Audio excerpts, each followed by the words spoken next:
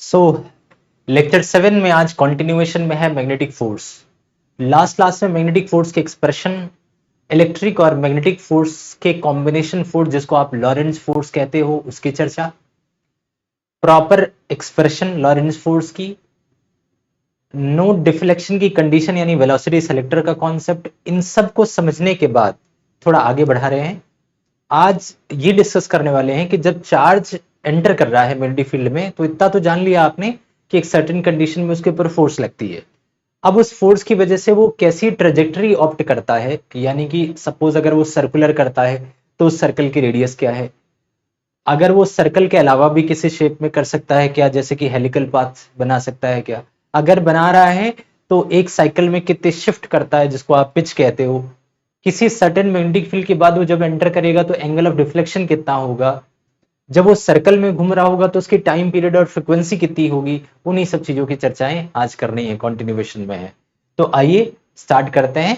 सबसे पहले ये समझते हैं कि अगर कोई चार्ज किसी मैग्नेटिक फील्ड में एंटर करता है तो सिचुएशन क्या है। तो इसमें केस वन है, सबसे पहले अलग अलग केसेस के साथ शुरू करेंगे। केस वन के अंदर क्या है कि अगर थोड़ा टाइम बचे इसलिए प्लॉट कर दिया। अब मान लीजिए ये एक मैग्नेटिक फील्ड है, क्रॉस क्रॉस का मतलब इनवर्ड मैग्नेटिक फील्ड है, ध्यान रखिएगा ये वाली क्या है, मैग्नेटिक फील्ड है। अब सपोज कि कोई चार्ज इसके अंदर ही मूव कर रहा है, मतलब चार्ज क्या है, मूविंग इनसाइड, मूविंग इनसाइड अंदर ही मूव कर रहा है, बाहर से अंदर नहीं जा रहा, ध्यान रखिए बाहर से अंदर नहीं जा रहा, चार्ज अंदर ही मूव कर रहा है।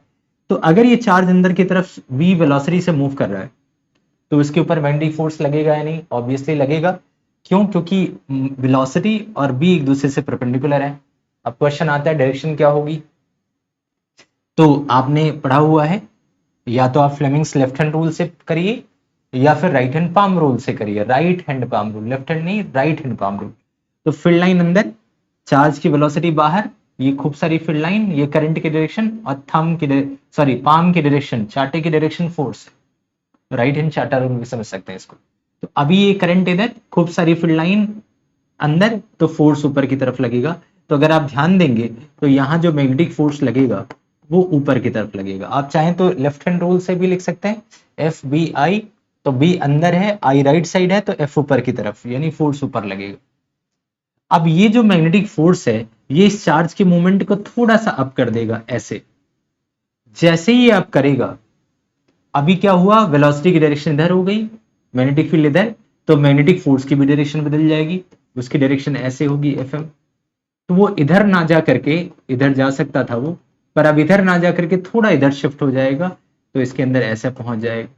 जैसे ही वो यहां पहुंचेगा, ऐसे यहां आप देखेंगे, जैसे ही वो यहां पहुंचेगा, अब मैग्नेटिक फोर्स ऐसे लेफ्ट की तरफ, कैसे, फील्ड अंदर चार्ज इधर, तो फोर्स लेफ्ट की तरफ, तो ऐसे लगना शुरू हो जाएगा।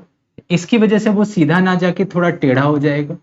जैसे ही यहां लगेगा तो मैग्नेटिक फोर्स अंदर की तरफ, फिर जैसे ही वो यहां पहुंचा टर्न करता हुआ, फिर से मैग्नेटिक फोर्स अंदर की तरफ, फिर वो अंदर की वजह से वो सीधा सीधा ना जाके इधर की तरफ टर्न होगा, तो ऐसा एफ एम, फिर वो इधर ना जाके इधर आएगा, और ऐसा करते करते वो एक सर्कुलर पाथ ऑप्ट कर लेगा। ये बहुत इंटरेस्टिंग केस है, क्योंकि हर एक पॉइंट के ऊपर अंदर की तरफ फोर्स लग रही है, इसका ध्यान रखना है।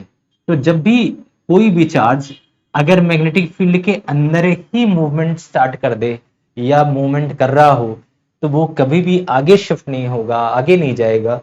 अगर परपेंडिकुलर मोशन कर रहा है तो वो ऐसे ऐसे गोल गोल घूमने लग जाएगा। ये इंटरेस्टिंग फैक्ट आपको ऑलवेज ध्यान रखना है, और क्यों, डायरेक्शन वाइज आप इसको समझ सकते हैं।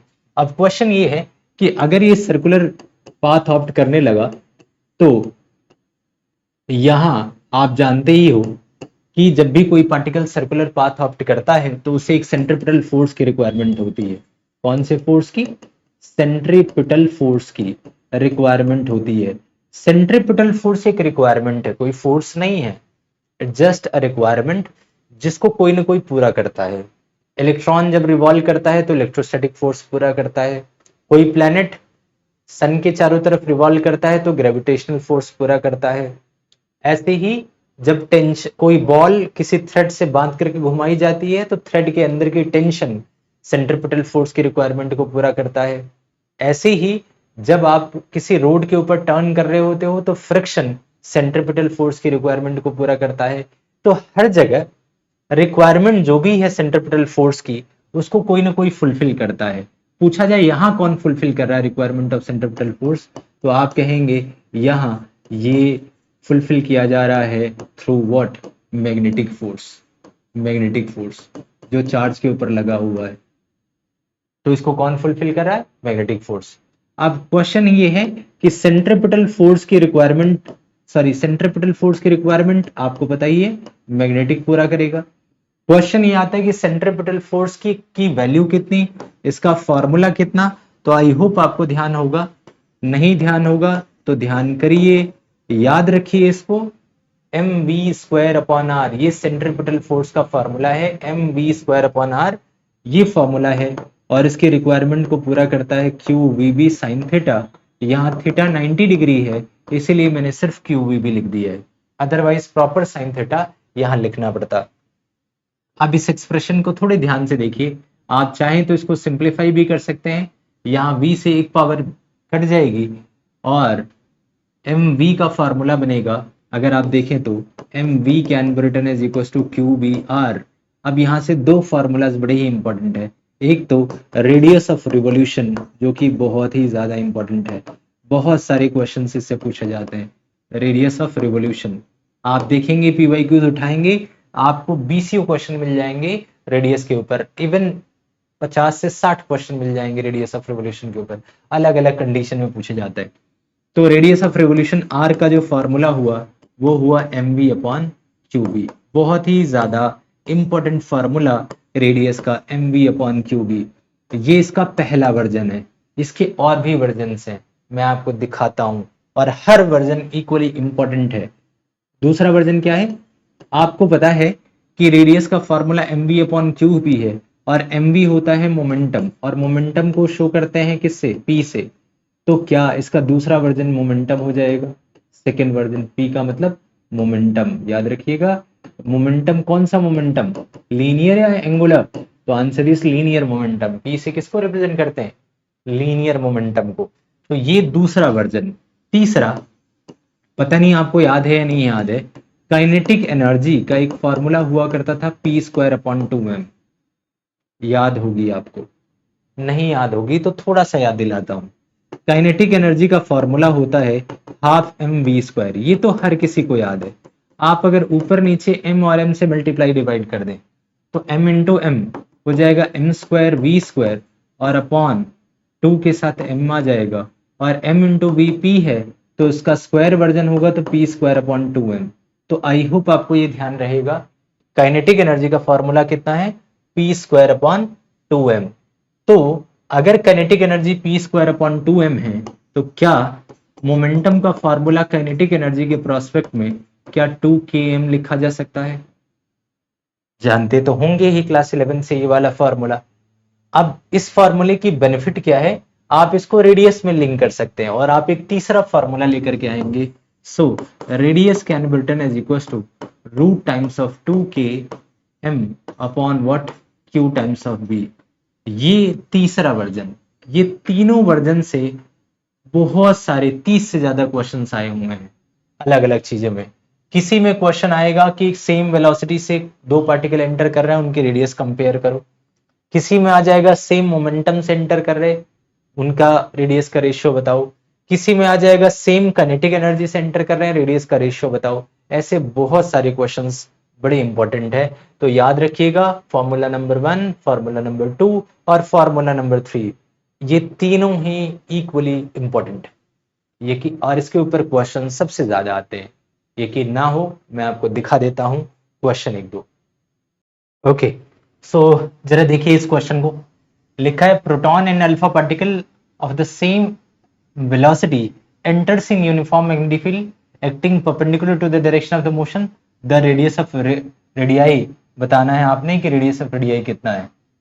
तो अब थोड़ा इस क्वेश्चन को समझ लीजिए, मैं इसको थोड़ा छोटा ही कर देता हूं, यहां लिख देता हूं कौन कौन से हैं।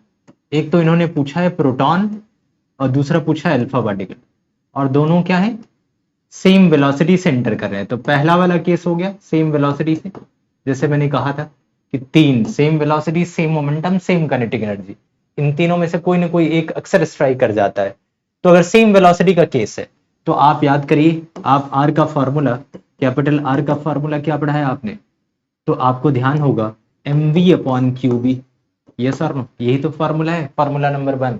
अगर रिकैप करें तो mv का फॉर्मूला क्या है, radius is equal to mv upon Q b. I hope आपको ये वाला फॉर्मूला ध्यान है। अब mv अपॉन क्यू बी में से थोड़ा यहां ध्यान दीजिए, मास ऑफ प्रोटॉन, अगर प्रोटॉन के मास को मैं स्मॉल m मान लूं, क्योंकि मुझे रेशियो निकालना है तो उसके मास को लिखने की कोई जरूरत नहीं है, सीधा इसको m मान लीजिए। तो क्या मास ऑफ अल्फा पार्टिकल को 4m माना जा सकता है? ऐसा क्यों?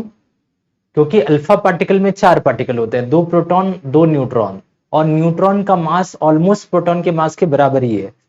तो आप ये मान सकते हो कि अगर प्रोटॉन का मास m है तो अल्फा पार्टिकल का मास कितना हो जाएगा, 4m हो जाएगा। तो पहले तो आपको ये वाली बात पता होना चाहिए, v कॉमन है। अब चार्ज की बात करेंगे, अगर q ऑफ प्रोटॉन की वैल्यू प्लस e है तो q ऑफ अल्फा पार्टिकल की वैल्यू कितनी होती है, जैसे 2 प्रोटॉन 2 न्यूट्रॉन, न्यूट्रॉन तो न्यूट्रल है, 2 प्रोटॉन की वजह से कितना हो जाएगा, +2e हो जाएगा। और बाकी वेलोसिटी और b सेम ही है। इसका मतलब अगर आपसे पूछा जा रहा है r1 r of proton upon r of alpha, तो ध्यान दीजिए वेलोसिटी और b ये तो दोनों कट ही जाएंगी क्योंकि कॉमन है, ये और ये कट जाएगा, तो बचेगा क्या, mass of proton upon mass of alpha into charge के साथ r का इनवर्स रिलेशन है, तो अल्फा ऊपर आ जाएगा और चार्ज ऑफ प्रोटॉन नीचे आ जाएगा। तो आई होप डायरेक्ट रेशियो आपको ये बात समझ आ गई, मैंने डायरेक्ट ले लिया क्योंकि v सेम वेलोसिटी है और कॉमन मैग्नेटिक फील्ड है, तो ये दोनों तो पहले ही कट जाएंगे रेशियो में है। तो अब आप ध्यान दीजिए, अगर आप देखेंगे तो radius of proton upon radius of alpha, mass of proton कितना है, m है, तो मास ऑफ अल्फा कितना होगा, तो 4m। चार्ज ऑफ अल्फा कितना है, 2e, और चार्ज ऑफ प्रोटॉन कितना है, e, तो e से e कटा, मास से मास, और 2 से ये कटा, तो इसका जो रेशियो आ गया वो 1/2 आ गया, r of proton upon r of alpha, this is equal to what, 1/2।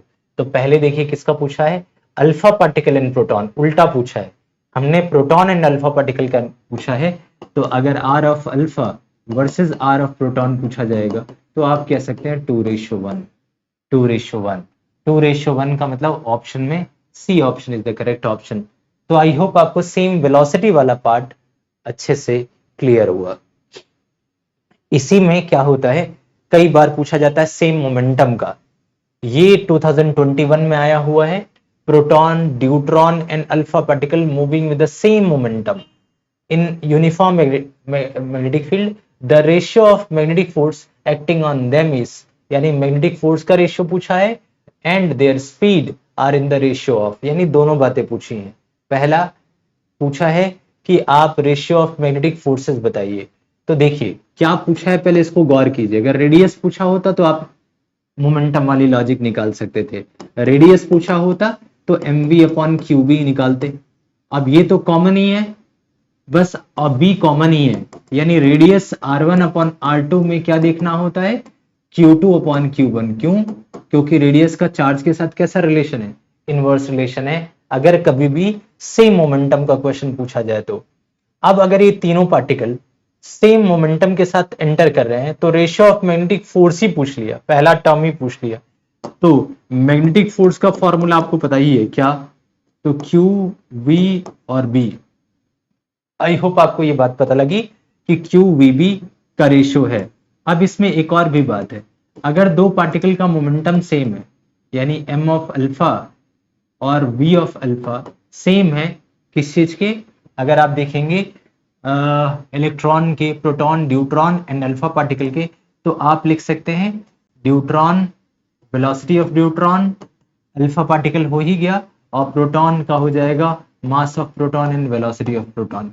तो आई होप आपको सबसे पहले तो ये वाली लॉजिक पता लगी कि तीन पार्टिकल के अगर मोमेंटम सेम है तो आपको मोमेंटम वाली थ्योरी सबसे पहले क्लियर होनी चाहिए। ओके, तो एटलीस्ट हमें इतना तो पता लग गया कि अगर जो है, अगर ये पूछा होता रेडियस, तो रेडियस का डायरेक्ट पी के साथ, sorry mv upon Q b, यानी क्यू के साथ इनवर्स रिलेशन है। अगर रेडियस के अलावा कुछ पूछ लिया, जैसे कि फोर्स पूछ लिया, जैसे कि स्पीड का रेशियो पूछ लिया, तो जब बात, और सेम मोमेंटम का केस है, तो उसमें भी ये थ्योरीज आपको याद रखनी है कि पी का फॉर्मूला पी सबके सेम है।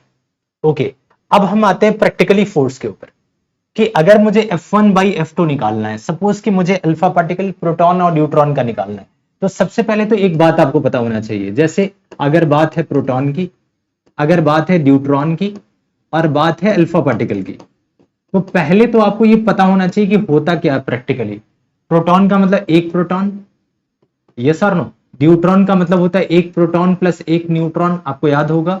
और अल्फा पार्टिकल का मतलब होता है two proton plus two neutron, yes और नो। आई होप आपको ध्यान है। तो ये तो रही कहानी कि प्रोटॉन, न्यूट्रॉन और अल्फा पार्टिकल कहते किसे हैं। अगर चार्ज की बात करें तो चार्ज है इसका E, इसका भी E और इसका 2E। आई होप आपको ध्यान होगा। अगर मास की बात करें, क्योंकि इन सब चीजों की जरूरत पड़ती है, तो यहाँ M होगा, तो यहाँ 2M हो जाएगा और ये 4M हो जाएगा। तो सबसे पहले तो आपको ये वाली बात पता होनी चाहिए, तभी आप किसी क्वेश्चन में आप सिंप्लीफाई कर पाएंगे। अब खैर, ये वाली वैल्यू क्लियर है। अब मान लो आपसे पूछा जा रहा है कि F1 बाई F2 बताओ, ठीक है जी। तो सबसे पहले किसी एक के बारे में सोचिए। सबसे पहले F का formula q we b, question में क्यू दिया हुआ है और बी दिया हुआ है, वी नहीं दिया, मोमेंटम का है सेम। तो इसका मतलब वेलोसिटी को मोमेंटम के रिस्पेक्ट में आपको सोचना पड़ेगा। तो आपको फॉर्मूला पता है, s p is equal to क्या होता है, एम वी। तो v इज इक्वल टू क्या होता है, p by m, isn't it, होता है या नहीं होता। मतलब मेरे कहने का मतलब ये है कि अगर आपको ये पता ही है कि p is equal to m v है, तो क्या वेलोसिटी का फॉर्मूला p बाई एम हो जाएगा क्या। तो कल को अगर मैं अल्फा पार्टिकल की बात करता हूं, तो p तो सेम ही है, p मान लो ये अल्फा हो जाएगा, ये वेलोसिटी हो गई। ऐसा ही अगर पूछा जा रहा है कि वेलोसिटी ऑफ प्रोटॉन बताओ, तो p by mass of proton लिख सकते हो, इजंट इट। ऐसे ही ड्यूट्रॉन पूछा जाए तो p by mass of deuteron लिख सकते हैं। तो जैसे इस क्वेश्चन में एक तो पूछा था कि there speed is in the ratio of, तो अगर इन तीनों को दिस और दिस को रेशियो में करें, तो v1 v2 और v3, आप ध्यान दीजिए, जैसे किसी दो का ले लीजिए रेशियो। आपसे अगर वेलोसिटी का रेशियो पूछा जाए, तो v of proton upon v of deuteron, इन दोनों का सिस्टम से सीरियल से चलते हैं, प्रोटॉन और ड्यूट्रॉन का ले लेते हैं, तो p से p कैंसल आउट हो जाएगा, p से p। तो वेलोसिटी का मास का इनवर्स रिलेशन है, तो क्या यहां लिखा जा सकता है mass of deuteron upon mass of proton. Mass of deuteron होता है 2m, और ये m कट जाएगा तो क्या बचेगा, 2:1। आई होप आपको ये वाली कहानी क्लियर है। ऐसे ही अगर पूछा जाए velocity of deuteron upon velocity of alpha particle, जहां सेम मोमेंटम है, तो मास के साथ उल्टा हो जाएगा, mass of alpha upon mass of deuteron, तो ये हो जाएगा 4/2, यानी कि 2/1। अब इन तीनों का अलग अलग रेशियो आ गया। अब अगर आपसे पूछा जाए कि इन तीनों का कॉमन रेशियो बताओ, v of proton versus v of deuteron versus v of alpha, तो ये मैथमेटिक्स की बात है, पता नहीं आपको कितना ध्यान है कि ड्यूट्रॉन प्रोटॉन का ये है, ड्यूट्रॉन अल्फा का ये है, तो कॉमन रेशियो निकालने का तरीका क्या होता है, तो वो सुन लीजिए। यहां भी ड्यूट्रॉन है और यहां भी ड्यूट्रॉन है, यहां 1 है और यहां 2 है, तो एक काम करिए, सबसे पहले ड्यूट्रॉन वाले पार्ट को सेम कर दीजिए। सेम करने के लिए यहां 2 से मल्टीप्लाई डिवाइड करना पड़ेगा, तो 2/2, तो यहां भी 2 आ जाएगा और यहां भी 2 आ जाएगा, कॉमन हो गया। अब ये रेशियो लिंक किया जा सकता है, तो इसका मतलब ये हुआ 2 इंटू 2 4, यानी प्रोटॉन का हुआ 4, कॉमा, अब ड्यूट्रॉन यहां भी 2 है और यहां भी 2 है, तो ये हो जाएगा 2 और ये हो जाएगा 1, तो 4:2:1। ये सबसे पहले स्पीड का रेशियो हो जाएगा। तो थोड़ी मैथमेटिकल ट्रिक थी, आई होप आपको ये बात समझ आ गई। अगर हमें वेलोसिटी तीनों पता लग गई, तो हम इस रेशियो से इन वेलोसिटीज का रेशियो निकाल सकते हैं। तो आई होप आपको पहली प्रॉब्लम पता लगी, 4:2:1।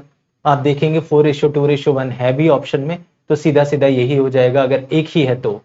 इसके अलावा एक और चीज, अगर मान लो आपको फोर्स का रेशियो निकालना होता कि force of proton upon force of deuteron, ये निकालना होता, तो क्यू वी बी, यही तो फॉर्मूला है, प्रोटॉन का Q है E, प्रोटॉन का जो Q है वो तो हमने E लिख दिया। अब प्रोटॉन की जो V है उसको लिख सकते हैं P by mass of proton, isn't it, P by M ये लिख सकते हैं, इनटू B यहां लिख सकते हैं।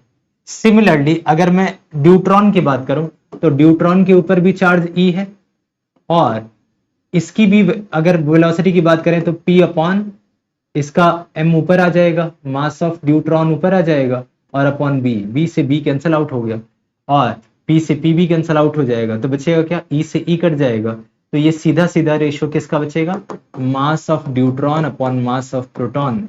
मास ऑफ ड्यूट्रॉन कितना, तो आई होप आपको पता लगा 2, और मास ऑफ प्रोटॉन कितना 1, यानी जो फोर्स का रेशियो पता लगा FB अपॉन F ड्यूट्रॉन वो कितना आ गया 2:1। तो मुझे ऐसा लग रहा है कि आपको ये सीन समझ आ गया कि कैसे करते हैं, क्योंकि क्वेश्चन में सब कुछ मोमेंटम के फॉर्म में दे रखा था कि सेम मोमेंटम है, वेलोसिटी की कोई चर्चा नहीं करी थी। तो आपको वेलोसिटी को मोमेंटम के टर्म में चेंज कर लेना चाहिए। जैसे ही आप चेंज कर लोगे P बाई M करके, फिर मास के रेशियो में आपको पता ही है, मास का रेशियो कॉमन सेंस से और चार्ज का रेशियो भी कॉमन सेंस से, फिर आप सॉल्व करके आसानी से निकाल सकते हैं। तो आई होप आपको ये वाली कहानी क्लियर हुई कि अगर कभी सेम मोमेंटम का केस आता है तो रेडियस का क्या करना है, फोर्स का रेशियो, स्पीड का रेशियो, तीनों बातें एक साथ पता लग गई। तो रेडियस में तो मैंने सबसे पहले आपको रेडियस ही बताया कि अगर कभी सेम मोमेंटम का के दो पार्टिकल एंटर कर रहे हों और रेडियस पूछा जाए तो उनके चार्ज का रेसिप्रोकल का रेशियो आप निकाल लोगे तो रेडियस का आ जाएगा। ओके, ऐसे ही कई बार क्या होता है कि सेम एनर्जी से रिलेटेड क्वेश्चन पूछ लिया जाता है।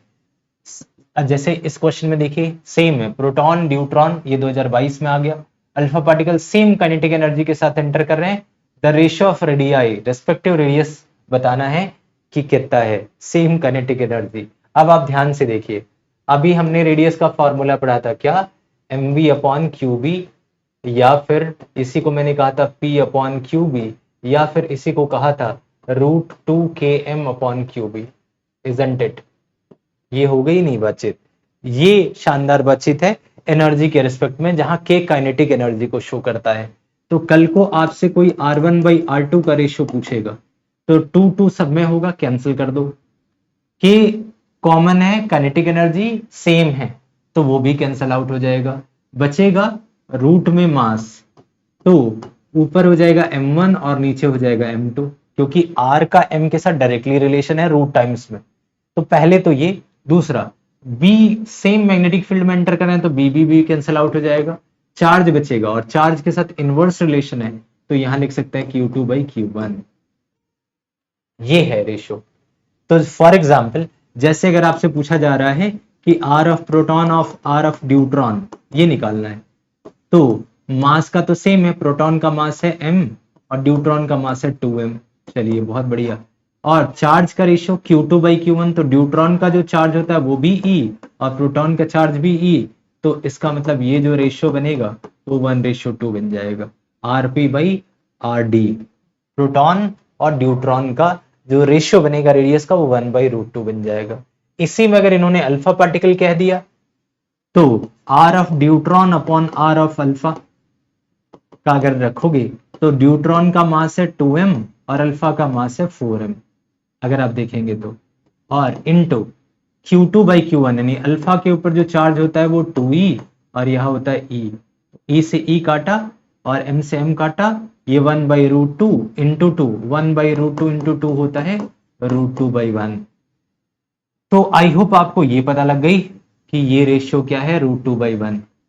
अब ड्यूट्रॉन यहां भी √2 है, ड्यूट्रॉन यहां भी √2 है, तो रेशियो मिक्स कर जाएगा, तो 1:√2:1, यानी अगर आपसे पूछा जा रहा है कि R of proton versus R of deuteron versus R of alpha बताओ, तो आप आसानी से लिख सकते हैं 1:√2:1।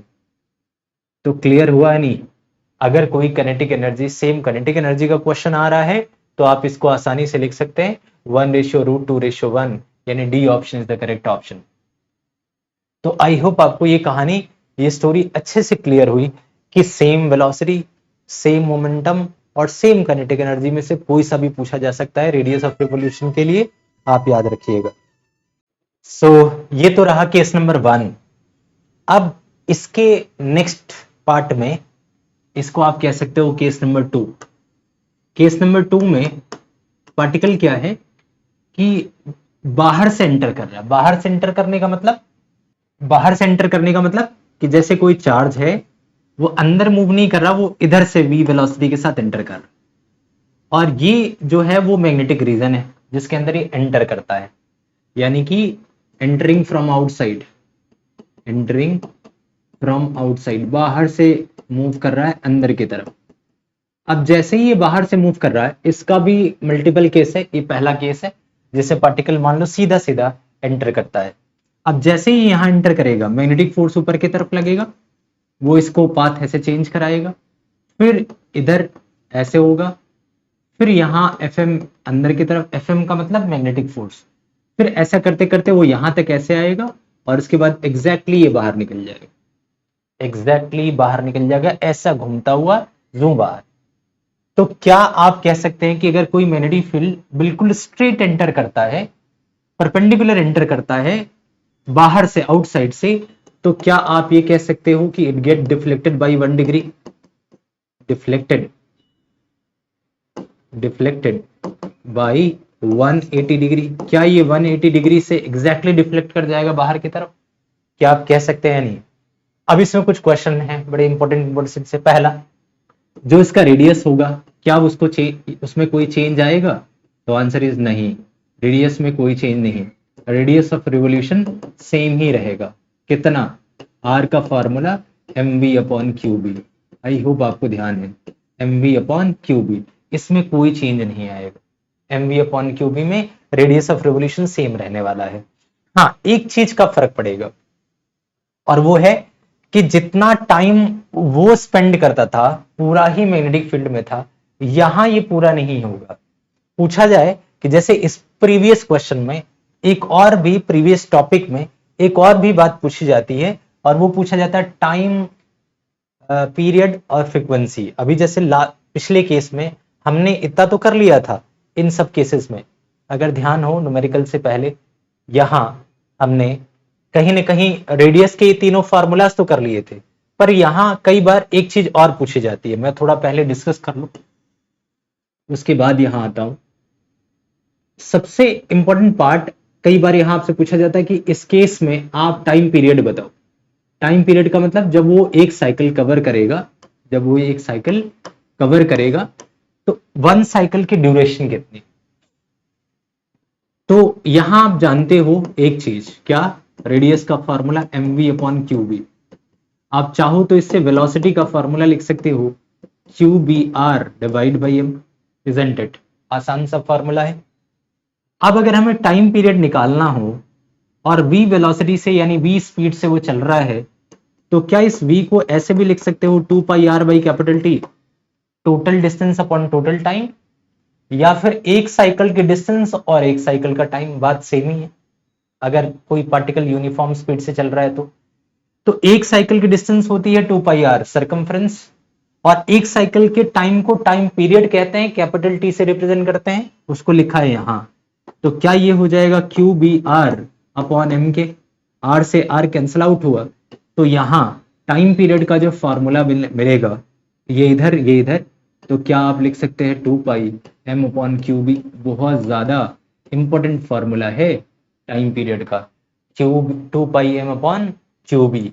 सेकेंड बातचीत आपको ध्यान रखनी है, ये भी एक फॉर्मूला है, इसको आप फोर्थ फॉर्मूला कह सकते हैं। ये थर्ड वाला, तीन तो रेडियस के ही फॉर्मूलाज हो गए थे, फोर्थ फॉर्मूला टाइम पीरियड का है। इसी में आपसे पूछी जा सकती है कि फ्रीक्वेंसी बताओ। फ्रीक्वेंसी, फ्रीक्वेंसी आप जानते हो क्या होता है, टाइम पीरियड का उल्टा, यानी frequency is equal to 1 upon capital T, यानी रेसिप्रोकल ऑफ दैट। तो फ्रीक्वेंसी का फॉर्मूला हो जाएगा q b upon 2 pi m. ये जो फॉर्मूला है इसको आप फिफ्थ फॉर्मूला कह सकते हैं टाइम पीरियड और फ्रीक्वेंसी का। तो रेडियस हर केस में आपको पता लगा, टाइम पीरियड पता लगा, और फ्रीक्वेंसी पता लगी। अब आ जाते हैं वापस उसी केस में कि सपोज जो लास्ट हमारा केस था, उस केस के अंदर जब पार्टिकल बाहर से आ रहा था और डिफ्लेक्ट बैक हो जा रहा था, तो क्या इसके टाइम पीरियड में कोई चेंज आएगा?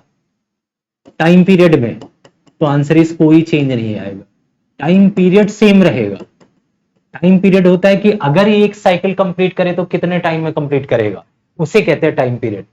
तो वो तो अभी भी सेम रहेगा, क्या? 2 pi M upon Q b, 2 pi M upon Q B, इसमें कोई चेंज नहीं आएगा। फिर चेंज किस में आएगा? तो आंसर इस टाइम स्पेंट में। टाइम स्पेंट, कितना टाइम ये मैग्नेटिक फील्ड के अंदर रहा। तो अगर आप ध्यान दोगे तो क्या ये वन साइकिल का आधा ही रहा है, आधा ही कंप्लीट किया है? इसका मतलब जो टाइम स्पेंट होगा स्मॉल टी, वो कैपिटल टी का 1/2 टाइम्स। कैपिटल टी कितना है? तो 2 pi M upon Q B का 1/2 टाइम्स। तो 2 से 2 कटा, आप टी लिख सकते हैं m upon Q B times of theta, यानी कि pi M upon Q b. Pi का मतलब होता है 180 डिग्री। ध्यान से देखो तो इसको आप ऐसे भी लिख सकते हो, can also be written as equal to 180 degree into m upon Q b. लेकिन जब आप प्रैक्टिकली सॉल्व करोगे तो डायरेक्ट 180 से मल्टीप्लाई नहीं करोगे, 180 डिग्री की जो रेडियन वैल्यू होती है वो पाई होती है। तो जब भी प्रैक्टिकल कैलकुलेशन होती है उस वक्त आपको 180 डिग्री की प्रैक्टिकल वैल्यू पाई लिखनी होती है। इसी बात को आपको ध्यान रखना है। इसका मतलब जो टाइम स्पेंट होता है, टाइम स्पेंट, अलग अलग तरीके से इसको सॉल्व भी करेंगे। थीटा एंगल स्वैप, जितना वो एंगल स्वैप करेगा into pi into m upon Q B times होता है। इसको याद रखना है।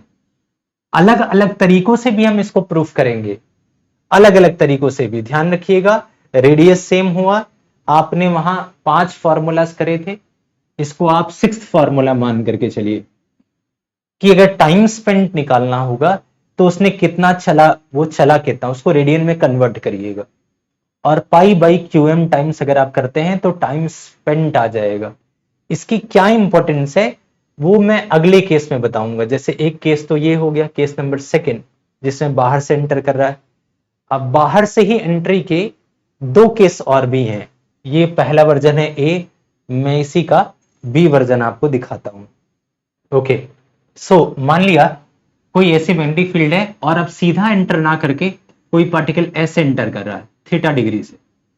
तो जैसे ही वो एंटर करेगा आपको पता है फोर्स अंदर की तरफ लगेगा ऐसे, और ऐसा करता हुआ ऐसे बाहर निकल जाए। यहां से किस एंगल से वो निकलेगा? तो आंसर इस थीटा डिग्री से ही निकलेगा।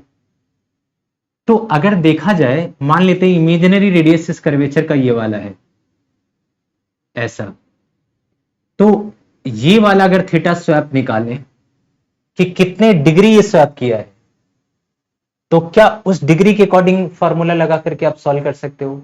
या तो एक साइकिल का टाइम पीरियड को आप थीटा बाई 360 से मल्टीप्लाई कर लो, या पीछे जो फॉर्मूला बताया, देखो दोनों फॉर्मूला सेम ही है। या तो आप इस लॉजिक से करो टाइम स्पेंट थीटा, कि आपको मैंने कहा कि pi M upon Q B है तो 180 डिग्री है, ऐसे ही जितना थीटा हो। या फिर एक और भी तरीका है, टाइम स्पेंट को आप ऐसे समझो, टाइम स्पेंट को कि theta by 360 degree, out of 360 अगर उसने थीटा कवर किया है और एक साइकिल में जो टाइम लगता है वो लगता है 2 pi M upon Q b, तो आप चाहो तो 2 पाई से 360 को कट करके क्या वही फॉर्मूला नहीं बना क्या? थीटा इंटू, अगर आप ध्यान दो, theta into m upon Q b. तो लॉजिक सेम है, चाहे हम टोटल टाइम पीरियड का थीटा बाई 360 टाइम्स ले, चाहे हम theta into m upon Q B times याद रखें। जो आपको ज्यादा इजी लगे, रिलेवेंट लगे वैसे सोचो। जैसे फॉर एग्जांपल अगर ये थीटा डिग्री से एंटर कर रहा है, थीटा डिग्री से बाहर निकलेगा, तो हमारे को ये देखना पड़ेगा कि किस एंगल से ये स्वैप किया है, यानी कि एक पूरे सर्कल का कितना एंगल ये स्वैप किया हुआ है। इसको मैं मान लेता हूं थीटा डैश। अब इस थीटा डैश को निकालने का तरीका समझिए। ये यहां से वेलोसिटी ठीक परपेंडिकुलर है और ये रेडियस हमेशा 90 डिग्री होता है, आपको पता है। तो अगर आप चाहो तो थोड़ा विजुअलाइज करके, अगर ये थीटा है तो वर्टिकली अपोजिट ये भी कितना हो जाएगा थीटा, तो ये अंदर वाला एंगल हो जाएगा 90 माइनस थीटा। ऐसे ही अगर ये थीटा है तो इसका वर्टिकली अपोजिट थीटा, तो ये जो अंदर वाला हो जाएगा वो 90 माइनस थीटा। अब ये अंदर जो ट्रायंगल बन रहा है, ट्रायंगल के तीनों एंगल का सम 180, यानी कि theta dash plus 90 minus theta और plus 90 minus theta, 90 minus theta, ये हो जाएगा 180 डिग्री के। तो 90 90 उधर जाके सब्स्टिट्यूट हो जाएगा, माइनस थीटा 2 थीटा, यानी थीटा डैश की वैल्यू हो जाएगी 2 थीटा के एग्जैक्टली इक्वल। आई होप आपको इतनी ट्रिग्नोमेट्री आती होगी कि ये 90 डिग्री है, थीटा के ठीक वर्टिकली अपोजिट ये थीटा, तो ये 90 माइनस थीटा, क्योंकि ये 90 डिग्री इधर से भी बना रहा होगा, तो अगर ये थीटा है तो ये 90 माइनस थीटा, सिमिलरली ये थीटा है तो ये 90 माइनस थीटा, इन तीनों का सम 180, सिंप्लीफाई किया, theta dash is equal to 2 theta आ गया। अब जो ये 2 थीटा आया है, तो टाइम स्पेंट का जो फॉर्मूला यहां बन सकता है टी, वो बन सकता है 2 थीटा अपॉन 360 डिग्री इंटू पूरे साइकिल का होता है 2 pi M upon Q b. आप बड़े आराम से इस फॉर्मूले को सॉल्व कर सकते हो। अगर आप रेडियन में नहीं लिखना चाहते, केवल एंगल के फॉर्म में लिखना चाहते हैं, तो 2 पाई से 2 पाई हटा दो, 360 को 2 पाई तो लिखना ही पड़ेगा कल को, तो 2 पाई से 2 पाई कट गया, इसको भी रेडियन है, सॉरी डिग्री में है, इसको रेडियन में लिखने के लिए क्या लिखना पड़ेगा 2 पाई, तो 2 पाई से 2 पाई गया, तो 2 theta m upon Q B. ये टाइम स्पेंट का फॉर्मूला हो गया कि कितना वो टाइम स्पेंड करेगा। तो ये केस नंबर बी है, जिसमें बाहर से एंटर कर रहा है लेकिन एक सर्टेन एंगल थीटा के साथ आ रहा है। इसी में एक और केस आपसे पूछा जाता है कि जो ये पार्टिकल ऐसे ना एंटर करके, पार्टिकल ऐसे एंटर कर रहा है इस एंगल थीटा के साथ v वेलोसिटी से, तो फिर ये ऐसे में ऐसे बनाता हुआ ऐसे बाहर निकल जाएगा, कोई दिक्कत नहीं होगी, मेजर पोर्शन मैग्नेटिक फील्ड में रहेगा। अगर ये थीटा कम डिग्री है तो अंदर से, अगर ये थीटा 90 डिग्री से कम है तो ये ज्यादा मेजर पोर्शन किस में ट्रेवल करेगा, तो आंसर इज मैग्नेटिक फील्ड के अंदर। अब अगर इसका रेडियस यहां है, तो अगर आप चाहो तो सेंटर से जितना ये स्पेंड किया है, इस एंगल को अल्फा मान लेते हैं, तो इस अल्फा को निकालने का तरीका आपको जानना पड़ेगा। तो अभी बहुत आसान है, ये वाला तो अभी हमने निकाला ही था, अगर ये थीटा है और ये भी थीटा है, तो ये वाला हो जाएगा 2 थीटा, और ये पूरा एंगल 360 होता है यानी 2 पाई होता है, तो अल्फा जो हो जाएगा वो कितना हो जाएगा, तो here alpha can be written as equal to 360 degree में से 2 थीटा माइनस कर दो, इसको आप लिख सकते हो 2 पाई, 360 को रेडियन में 2 पाई लिखते हैं, तो 2 पाई माइनस 2 थीटा, ये अल्फा का फॉर्मूला आ गया। सो अगर टाइम स्पेंट पूछा जाएगा कभी भी, टाइम स्पेंट, तो स्मॉल टी की जो वैल्यू हो जाएगी वो कितनी, तो आंसर इज एंगल, एंगल कितना 2 पाई, आप 2 कॉमन ले लो, theta minus pi, not sorry 2 pi minus theta times of, और आपके पास दो ऑप्शन है, चाहो तो m अपॉन क्यू भी रख लो, अदरवाइज फिर से रख करके काट करके यही ले आओगे बिना किसी दिक्कत के। तो टाइम स्पेंट का फॉर्मूला कितना आया, तो 2 theta pi minus theta upon m upon Q B times. तो आई होप कि आपको यहां तक की स्टोरी बहुत अच्छे से क्लियर हुई, जिसमें आपको टाइम स्पेंट, और पूछा जाए क्या इसमें रेडियस चेंज होगा, नहीं, रेडियस सेम रहेगा, क्या फॉर्मूला रहेगा m B upon Q b, radius में कोई चेंज नहीं होगा, टाइम पीरियड में कोई चेंज नहीं होगा, सिर्फ चेंज होगा तो टाइम स्पेंट में कि वो कितनी देर मैग्नेटिक फील्ड में रहा, सिर्फ उसमें चेंज होगा। तो आई होप आपको ये समझ आया कि अगर कोई चार्ज परपेंडिकुलर मैग्नेटिक फील्ड यानी मैग्नेटिक फील्ड के परपेंडिकुलरली एंटर करता है, तो अंदर है तो सर्कल, बाहर है तो 180 डिग्री, और किसी सर्टेन एंगल से आता तो उसी एंगल से स्वैप करता हुआ बाहर निकल जाएगा, तो उसका रेडियस, उसका टाइम पीरियड, उसकी फ्रीक्वेंसी और उसका टाइम स्पेंट, ये 4 इंपॉर्टेंट बातें समझ आई आपको इन दोनों ही केस में। अब बढ़ेंगे केस नंबर 3 की तरफ, जिसमें अगर कोई चार्ज पार्टिकल एंटर करता है मैग्नेटिक फील्ड में, लेकिन उसकी जो वेलोसिटी है वो बी के एग्जैक्टली परपेंडिकुलर नहीं है, यानी अब हेलिकल पाथ जैसे सिचुएशंस की चर्चा होने का समय आ गया है। तो आइए स्टोरी थोड़ा सा आगे बढ़ाते हैं और अब बात करेंगे केस नंबर 3 की। और केस नंबर 3 में क्या होगा कि V is not perpendicular to b, perpendicular to b. ठीक है, ये बहुत बढ़िया केस है।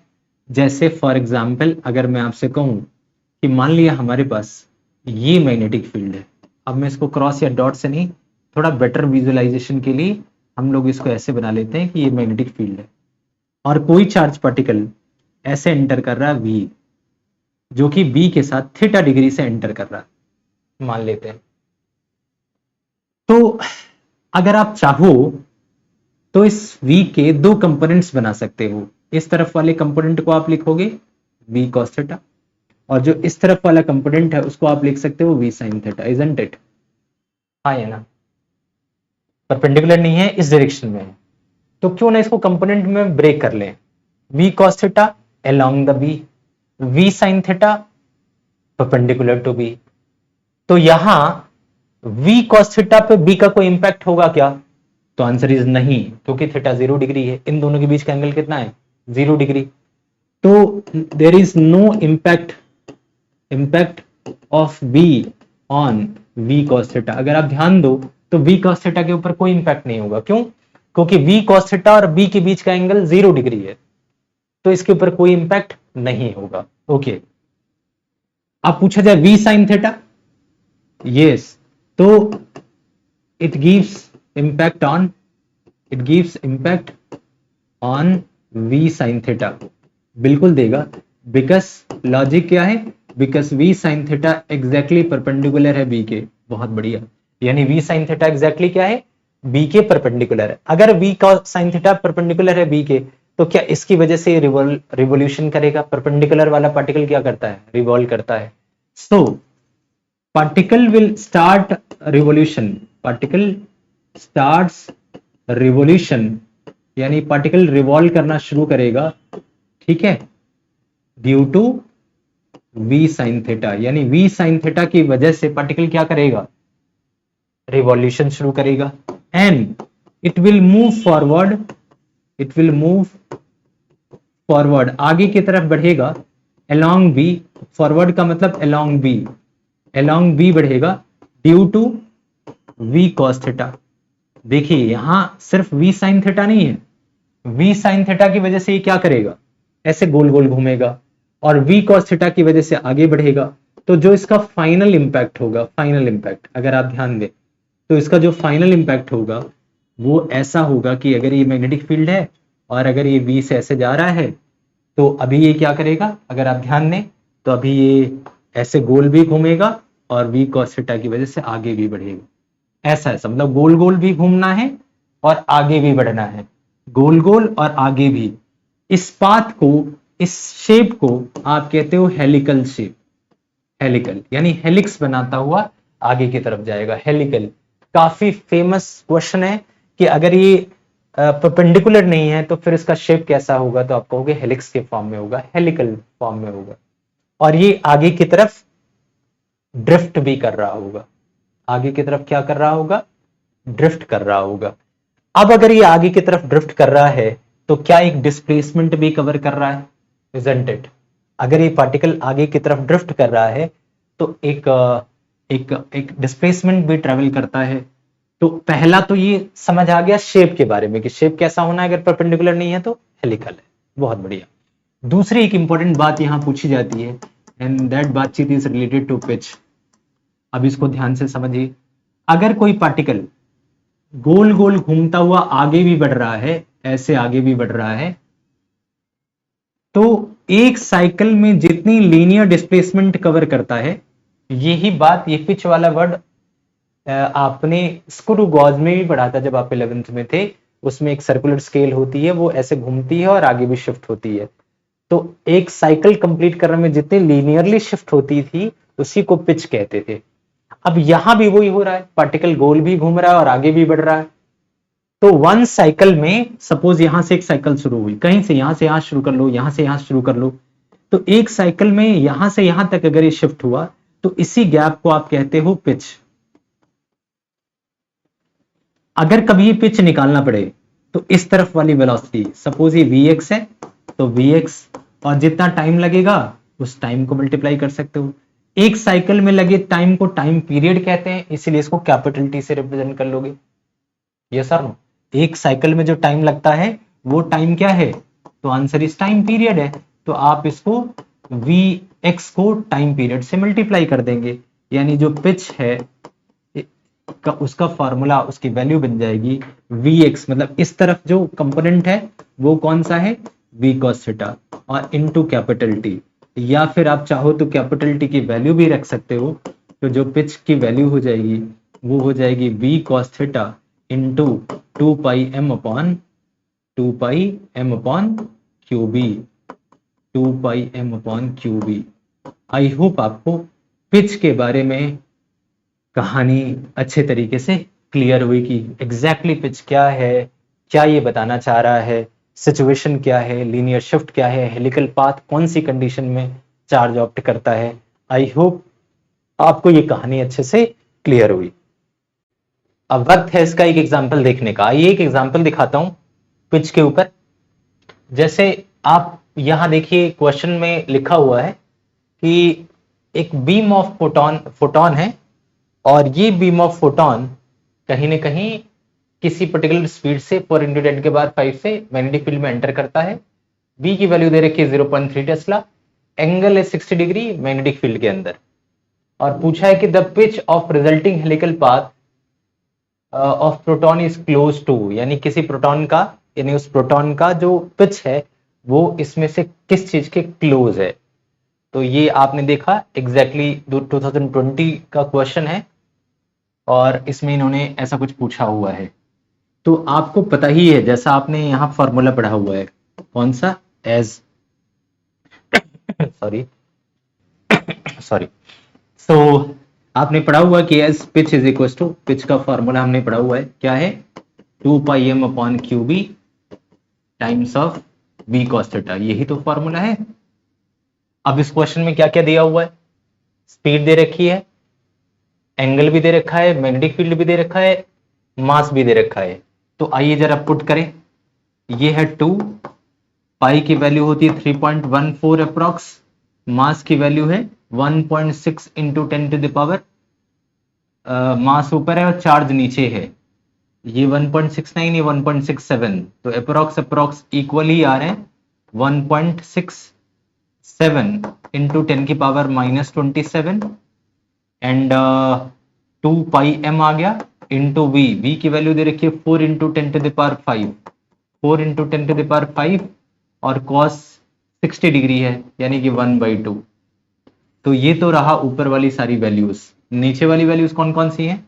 1.6 इंटू 10⁻69 है, इंटू 10⁻⁻19 होता ही है, और टेस्ला है 0.3, यानी कि 3/10, ये लिख सकते हैं आप चाहें तो। अब क्वेश्चन आता है कि क्या इतनी बड़ी कैलकुलेशन? नहीं नहीं, क्लोज टू पूछा है, तो एक बार राउंड ऑफ करके देखिए। 1.69 से 1.67 काट दीजिए, कट जाएगा। 3 से इसको भी काट दीजिए, एक बार देखते तो हैं, क्या पता कुछ बात बन जाए। और इस 2 से ये वाला 2 काट दिया, तो ये बचा 1 1 और इंटू 4, और नीचे की सारी वैल्यूज कटी गई, तो ये बचा 4 इंटू, पावर देख लेते हैं। ये 10 ऊपर आएगा तो 5 1 6 27, सॉरी 10 ऊपर आके डिवाइड के डिवाइड में है तो 6 आ गया। 19 ऊपर आके पॉजिटिव, तो 19 प्लस 6 25, 27 माइनस 25 तो हो जाएगा 10⁻⁻2 मीटर। इसको लिख सकते हैं आप 4 सेंटीमीटर के अप्रॉक्स आंसर आ जाएगा अगर राउंड ऑफ में करें। क्या 4 है? D option is the correct one. तो इस तरीके से आप क्लोज वैल्यू निकाल सकते हैं, जैसा इन्होंने कहा है, सारी वैल्यू पुट करनी है और निकालना है। तो आपने देखा कितनी आसानी से ये क्वेश्चन सॉल्व हुआ। तो हेलिकल पाथ से पिच से जुड़ा हुआ क्वेश्चन आ सकता है, उसका एग्जाम्पल भी देखा आपने कैसे क्वेश्चन आ सकता है। आई होप कि आपको प्रॉपर अंडरस्टैंडिंग मिली इस क्वेश्चन की। तो ये तो रही स्टोरी की, कोई भी अगर परपेंडिकुलर एंटर ना करके एक सर्टेन एंगल से एंटर करता है तो फिर हेलिकल पाथ चूज करता है और कितना शिफ्ट होता है। अब 2 पॉइंट और भी हैं यहां जो मैं आपके साथ डिस्कस करना चाह रहा हूं इसी टॉपिक से। इसको सेकंड लास्ट और लास्ट टॉपिक आप कह सकते हैं। जब भी कोई चार्ज किसी मैग्नेटिक फील्ड में एंटर करता है, सपोज यहां मान लीजिए कोई मैग्नेटिक फील्ड है, बात कर रहा हूं मैं स्पेशली एंगल ऑफ डिफ्लेक्शन की, तो दो बातें इंपॉर्टेंट है, एक तो एंगल ऑफ डिफ्लेक्शन और एक case of avoiding collision with the wall, बड़े इंपॉर्टेंट है, इससे क्वेश्चन अक्सर आते हैं। तो उसमें से सेकेंड लास्ट टॉपिक ये वाला है, एंगल ऑफ डिफ्लेक्शन।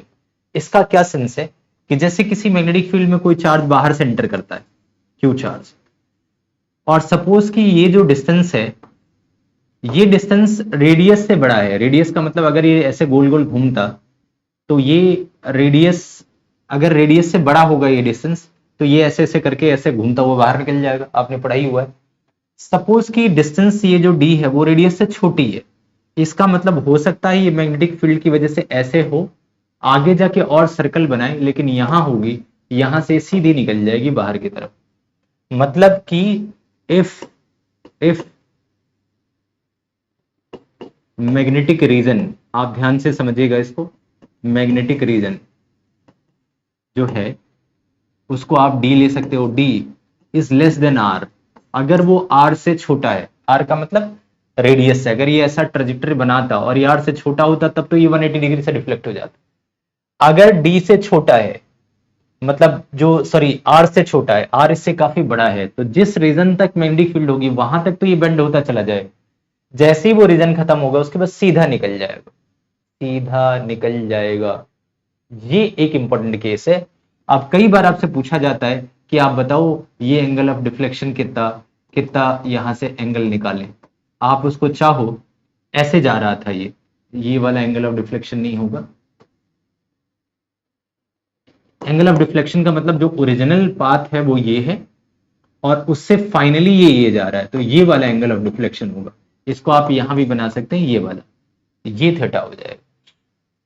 तो आई होप आपको समझ आया कि एंगल ऑफ डिफ्लेक्शन क्या है, कि मतलब ओरिजिनल पाथ इसका क्या था, राइट हॉरिजॉन्टल एक्स एक्सिस से चल रहा था, ये फिलहाल कहां से जा रहा है, ये, तो इन दोनों के बीच का एंगल को एंगल ऑफ डिफ्लेक्शन कहते हैं।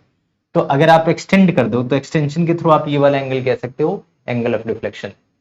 तो ये वाला एंगल भी पूछा जा सकता है, अमाउंट ऑफ डिफ्लेक्शन भी पूछा जा सकता है, यहां सिर्फ एंगल ऑफ डिफ्लेक्शन नहीं, अमाउंट ऑफ डिफ्लेक्शन भी पूछा जा सकता है कि ये y कितना है। तो इसको निकालने के लिए आप एक काम ये कर सकते हो कि सपोज कि इसकी ये जो कर्व बन रहा है इसका इमेजिनरी सर्कल यहां है, मतलब सेंटर ऑफ कर्वेचर, ये जो कर्वेचर बना है इसका सेंटर यहां है, तो यहां से यहां तक ये वाली जो डिस्टेंस हो जाएगी, क्या इसको आप कह सकते हो आर, यानी रेडियस आर हो जाएगा। आपको पता है ये कर्वेचर, ये भी आर, ये भी आर, ये भी आर, ये आर हो जाएगा। और अगर ये परपेंडिकुलर वाली डिस्टेंस आर है तो आप इसको थोड़ा समझ सकते हैं, मैं इसको प्रॉपर बना देता हूं, ऐसे ये आर है। अब अगर इस एंगल को इस आर के साथ लिंक करना है तो थोड़ा ध्यान दीजिए, ये जो पार्टिकल जा रहा है वो ऑब्वियस है इस आर के टेंजेंट जा रहा होगा, 90 डिग्री है, और ये वर्टिकल ये हॉरिजॉन्टल 90 डिग्री, तो थीटा है तो ये वाला हो जाएगा 90 माइनस थीटा, और 90 माइनस थीटा अगर ये है तो ये वाला एंगल हो जाएगा थीटा। अगर ये थीटा है तो अल्टरनेट इंटीरियर एंगल ये वाला एंगल भी थीटा हो जाएगा। तो अगर ये वाला थीटा है तो उससे ये वाला भी थीटा आ गया। हाइपोटेनियस आर, ये जो परपेंडिकुलर है ये हो जाएगा डी।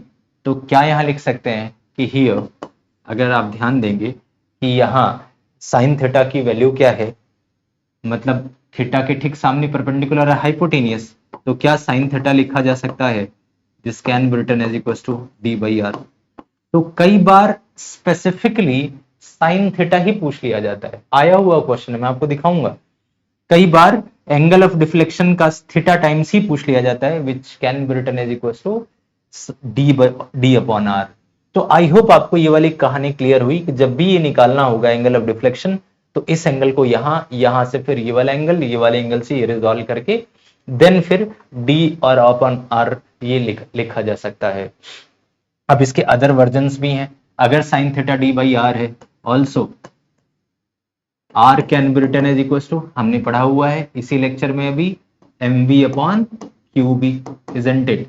तो अगर इसको यहां प्लेस कर दें तो जो साइन थीटा की वैल्यू हो जाएगी वो हो जाएगी डी अपॉन एम बी नीचे अपॉन क्यू बी, तो d q b upon m b, बहुत ही ज्यादा इंपॉर्टेंट पहला फॉर्मूला ये डिफ्लेक्शन का, एंगल ऑफ डिफ्लेक्शन का। दूसरा फॉर्मूला ये सेकेंड फॉर्मूला है। आई होप कि आपको याद रखना है। डी, ये डी है प्रॉपर, इसको d q b upon m b, इसको याद रखिएगा। फिर से आप समझिए, इसके अदर वर्जन्स भी हो सकते हैं। अदर वर्जन्स कैसे होंगे? Sine theta can be written as equal to q d और बी अपॉन, ये एम बी मोमेंटम पी है तो आप इसको पी भी लिख सकते हैं, या फिर साइन थीटा को लिख सकते हैं क्यू डी बी और अपॉन √2 के एम भी लिख सकते हैं, इजंट इट? ये सारे वर्जन्स है। मोमेंटम को काइनेटिक एनर्जी के फॉर्म में लिखा जा सकता है, ये सर रो, और कई बार इस काइनेटिक एनर्जी को कहीं ना कहीं पोटेंशियल के फॉर्म में भी लिखा जा सकता है। ओके तो कई बार इसको पोटेंशियल के फॉर्म में भी लिखा जाता है, जो कि बहुत ज्यादा इंपॉर्टेंट है। आप जानते हैं एज, जरा मैं पोटेंशियल के फॉर्म में बताऊं तो पोटेंशियल डिफरेंस या फिर पोटेंशियल क्या होता है? V इज इक्वल टू, इसको आप रिप्रेजेंट किससे करते हैं? V से। क्या लिखते हैं? W/Q, याद होगी आपको। तो W का फॉर्मूला क्या हो जाता है? V into Q. ये W किस चीज को शो करता है? एनर्जी को या फिर काइनेटिक एनर्जी को, तो इसका फॉर्मूला V इंटू क्यू हो जाता है। तो अक्सर ऐसे क्वेश्चन पोटेंशियल के फॉर्म में भी पूछे जाते हैं। पहले तो मैं मार्किंग कर दूं, ये वन सबसे सिंपल वाला D/R इक्वेशन नंबर 1। दूसरा DQB upon MB, formula number 2। तीसरा मोमेंटम के फॉर्म में फॉर्मूला नंबर 3। चौथा काइनेटिक एनर्जी के फॉर्म में √2 के एम। और पांचवा और आखिरी है कि अगर कभी V काइनेटिक एनर्जी की जगह VQ लिखना होगा तो साइन थीटा का फॉर्मूला हो जाएगा QDB अपॉन रूट में क्या VQ लिख देना है इसकी जगह, तो 2VQM, ये ध्यान रखिएगा। √2VQM, ये हो जाएगा हमारा कौन सा फॉर्मूला? 5th नंबर का फॉर्मूला। ये पांचों फॉर्मूलाज में से कोई सा भी क्वेश्चन आ सकता है, हो सकता है कोई एक पूछ लिया जाए, आया भी है। मैं आपको इसका एक क्वेश्चन भी दिखाता हूं। ओके सो जरा ये क्वेश्चन देखिए। ये क्वेश्चन मींस में 2015 में आया हुआ है। 12 से 18-19 तक के क्वेश्चंस को बहुत सीरियस लेना है। लिखा है proton is accelerated through potential difference V lies through uniform transverse magnetic field और the field occupies the region D। If alpha is the angle of deviation from the initial direction, the value of sin alpha will be equals to exactly sin alpha पूछा, और उसमें ये 4 options दे रखे हैं। अब पूछा इनमें से कौन सा ऑप्शन है। अब आप पिछले क्वेश्चन में देखिए, पिछले क्वेश्चन में एग्जैक्ट फॉर्मूला हमने यहां लिखा हुआ था, sine theta is equal to QDB upon √2VQM। अच्छा एक चीज और है, इस Q को यहां रूट में Q है, यहां ऊपर Q है, तो क्या इसको इस वर्जन में भी लिखा जा सकता है? और एक सेकेंड, और साइन थीटा को क्या इस वर्जन में भी लिखा जा सकता है? Sine theta can be written as equal to, ये √Q ऊपर वाले Q से कटेगा तो ऊपर वाला Q यानी BD बाहर आ जाएगा, तो ऊपर भी रूट में Q आ जाएगा और नीचे आ जाएगा 2VM। ये वाला फॉर्मूला है, sine theta is equal to BD और रूट में Q/2VM। आई होप आपको ये वाला कन्वर्जन याद रहा। इसको आप फॉर्मूला नंबर 5th कह सकते हैं। अब क्या है, अब इससे पहले वाला जो क्वेश्चन है उसमें BD अपॉन √Q 2VM याद रखना है। इसमें पूछा है साइन अल्फा, तो देखिए क्या डायरेक्ट ऑप्शन में है, क्या BD अपॉन रूट में Q 2VM है, तो डायरेक्ट सी ऑप्शन है। मतलब अपने को पता है साइन अल्फा की जो वैल्यू हो जाएगी वो क्या हो जाएगी, तो BD और रूट में ऊपर Q आ जाएगा और नीचे 2MV तो है ही, रूट में 2MV सीधा सीधा है। ये 2015 का सीधा क्वेश्चन है जो कि पूछा हुआ है किस चीज से, एंगल ऑफ डिफ्लेक्शन से जुड़ा हुआ क्वेश्चन। तो आई होप आपको ये क्लियर है, सीधा सीधा, इसीलिए आपको ये फॉर्मूला ध्यान रखना है, इंपॉर्टेंट फॉर्मूला है। और इस फॉर्मूला के पांचों वर्जन आपको याद रखने हैं, कौन सा पूछ लिया जाए आप अपनी जो फॉर्मूला लिस्ट बनाएंगे उसमें ये पांचों फॉर्मूलाज मेंशन करेंगे। तो आई होप कि आपको इस बात की क्लैरिटी मिली कि एंगल ऑफ डिफ्लेक्शन कैसे निकालना है। ठीक है। अब मान लो आपसे पूछ लिया जाए कि डिफ्लेक्शन वाली साइड बताओ। फॉर एग्जाम्पल ये आपसे ये वाली वाई पूछ लिया जाए। अब इस वाई के बारे में थोड़ी एक चर्चा है, वो देखिए। इसको करने के लिए थोड़ा आपको पुराना दिमाग लगाना पड़ेगा, जैसे हम लोगों ने पहले से। मैं इसको एक बार दोबारा प्लॉट कर देता हूं, इसको दोबारा। देखिए जरा, मैंने इसको प्लॉट कर दिया दोबारा। हमें एक्चुअली ये वाला deflection, amount of deflection y निकालना है। अब ये स्टोरी आप थोड़ा पहले से जानते हैं। अगर ये एक कर्वेचर है और ये रेडियस आर है, तो यहां से यहां तक भी रेडियस आर हो जाएगा। उसमें से अगर ये थीटा है, तो ये यहां से यहां वाला पोर्शन आर कॉस थीटा हो सकता है। आर कॉस थीटा यहां से यहां तक का। तो अगर मुझे ये वाली हाइट निकालनी है वाई, इसका मतलब ये वाला पोर्शन, तो अगर मैं इस पूरे आर में से, क्योंकि आर ऐसे ट्रेजेक्टरी बन रही है, तो आर आर आर हर जगह आर है, तो ये पूरी लेंथ आर है। उसमें से ये वाला आर का कॉस थीटा, क्योंकि एक ट्रायंगल यहां भी बन रहा है जिसका एंगल यहां है थीटा, तो इसको रिजॉल्व कर सकते हैं r sine theta r cos theta. ये वाला पोर्शन आर, इस आर का कॉस थीटा हो जाएगा। तो अगर इस पूरे आर में से इस आर कॉस थीटा को माइनस कर दें, तो क्या हमारे को वाई मिल जाएगा। तो ये इंपॉर्टेंट फॉर्मूला है, r minus r cos theta. आप चाहें तो इसको लिख सकते हैं, y can also be written as equal to r one minus cos theta.